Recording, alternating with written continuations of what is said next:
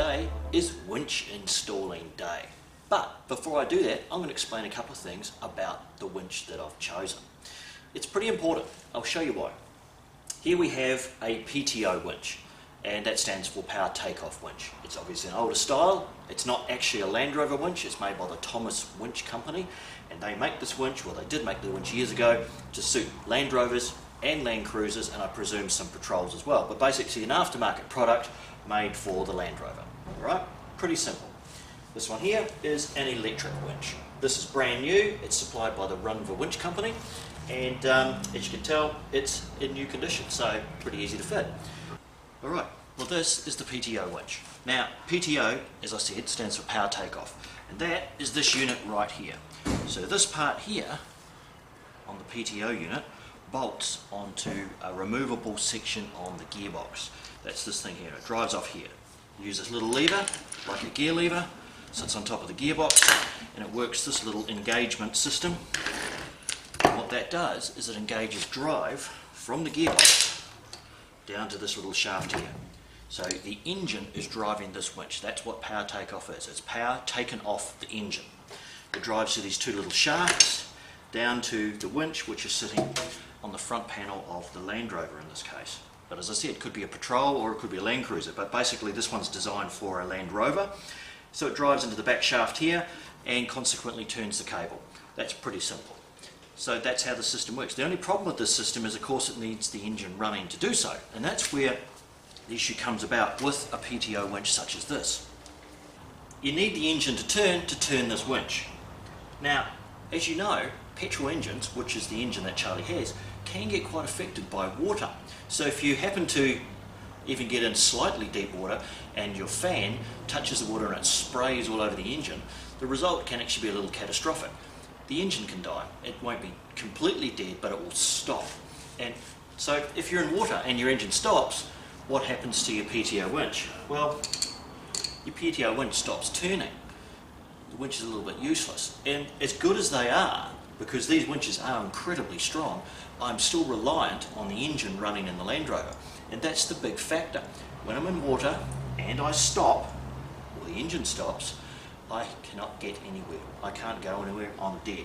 So if I'm travelling alone and I'm on a river, I then have to try and get out my hand winch. So this unit here has some big problems in the situation that I want to apply it to. Back when this was built, the electric winches were pretty terrible. They were really, really underpowered. They drew a lot of current. They weren't really as useful as they should be. So in this system here at the time, great. Nowadays, not so much. So it's a bit controversial, but I've decided to go this way. So our other option is the electric winch, which is what we have right here. So this is an IP67 rated brand new winch from Rover, the winch company. Now, IP67 means it can sustain 30 minutes at 1 metre underwater. So that's its sealing capability. So when I look at that, I think, hey, that's a good idea. So the difference between the electric winch and the PTO is simply, it's in the name. PTO is power takeoff driven off the engine. Electric, as it says, it's electric. So you connect it to your car battery via these big cables, or effectively any battery. So if need be, you could actually have a winch mounted and have cables and a battery here. So it's quite a portable system, and that's what it comes down to for me too. I'm going to mount this winch on the front of Charlie the Land Rover here with 4 large bolts. So it's effectively permanently mounted and can't be removed easily or stolen off the front of the Land Rover. But if need be, and when I say need be, I mean if I'm by myself, or it's Sarah and I, basically single vehicle, and we're nose down in a river, and the Land Rover stops and we don't want to keep going because we realise it's too deep after we drove into it, I can then remove this winch from here and fit it on the back of the Land Rover. The plate underneath is going to have a large socket to fit into the tow receptacle, the tow coupling on the back of the Land Rover. As you know, I already have a large fat electrical plug at the back of the Land Rover. So having another battery in the Land Rover also helps, because I'm going to have the ability to connect those 2 batteries together. Plenty of juice to run the big winch, mount it front and back, and obviously being new, there's a greater chance of it lasting longer. So that's basically what it comes down to. So let's get in and mount this winch in the special way I want to do it. So it's not just going to be mounted here in the bumper and look as if it's not there. It's going to be sitting fair on top, cut all this out, make it fit, change the bumper because the bumper's no good. We have to get rid of that and put on a big heavy piece of steel in there. It'll look similar, remount the bull bar back to it and make our winch removable. So let's get into that. It's going to be a fun project.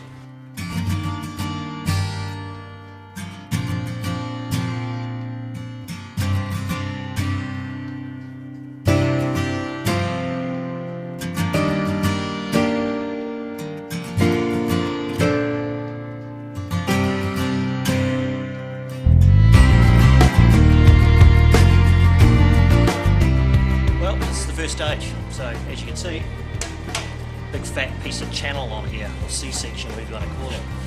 Kind of like working with this stuff actually. Okay, so why am I making this bull bar so strong? Simple. This bumper and bull bar and this bar is everything to the front of the Land Rover, and that's really simple. Everything.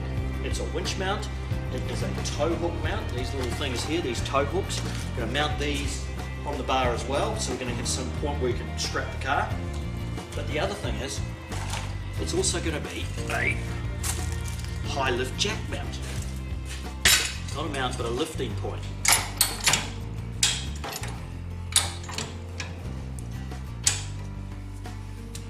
Alright, well that's about as high as I dare go at the moment, mainly because there's nothing to stop this jack sliding out the side, and I've got a bit of an angle on the Land Rover at the moment. So when we mount something to this bar, we have to put little tags underneath it, and that's basically a locator for this thing. So when you're working away and you're lifting your car up, as the angle changes, the jack will just slide straight out. So we have to fix that. So that's going to be something now that's really easy to do on this big solid channel. But you'll notice here that I've already lifted it up. That's what it's for. It's for lifting the Land Rover up as well. Now the other problem you'll notice, I use the alloy bull bar, which sits on an angle through here. So I actually have to make a bracket sitting down the side here for the jack. The jack's got to go on the side. Well, quite proud of these little gussets I made up here. You can see them here, and they've just been welded onto material up here.